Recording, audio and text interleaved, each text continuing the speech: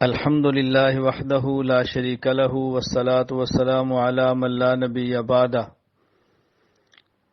جموں کشمیر کے نہایت جید باعمل مفکر مفسر فقیہ جید عالم دین مفتی فیض الوحید قاسمی نور اللہ مرقدہ انتقال فرما گئے ہیں، جن کی خبر سن کر بہت دکھ ہوا، بہت افسوس ہوا۔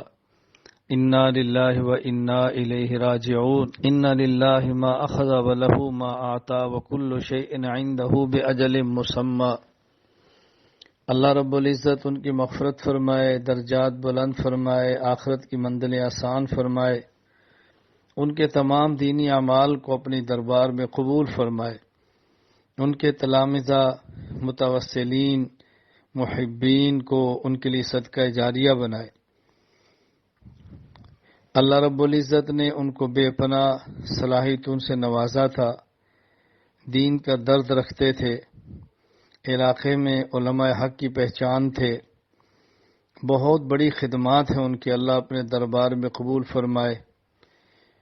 بڑے عرصے بعد اس قسم کے علماء پیدا ہوتے ہیں، ان کے جانے کا دکھ اپنی جگہ پہ ہونا بھی چاہیے۔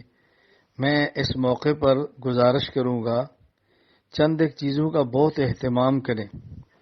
نمبر 1، حضرت مفتی صاحب کے اہل خانہ یا ان کے تعلق والے احباب سے تعزیت کریں، حضرت کے لیے مسلسل اصال ثواب کریں، ان کے لیے مغفرت کی دعا کریں، ان کے ادارے کی ترقی کی دعا بھی کریں، کوشش بھی کریں۔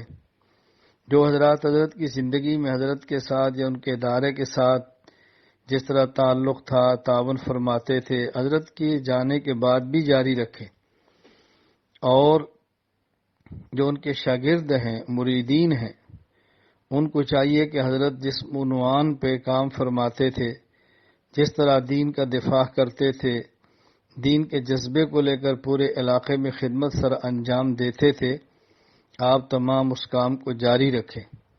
حضرت کی راحت اور خوشی اسی میں ہے۔